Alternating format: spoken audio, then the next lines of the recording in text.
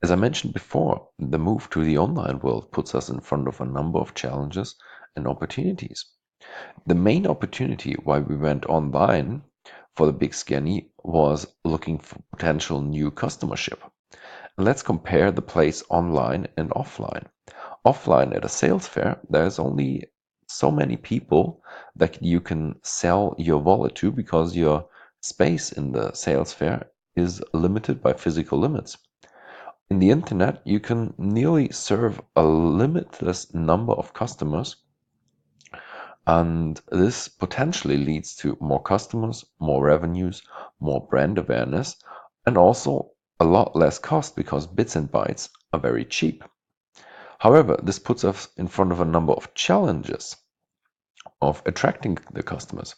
The internet is very, very big, and there's a lot of competition. How do we get the people to buy on our side? How do we identify our market segment online? And how can we instigate these impulse purchases without letting the customers try out the wallet first? That was very easy at the sales fairs, but in the internet, you just can't let the customer try your wallet first.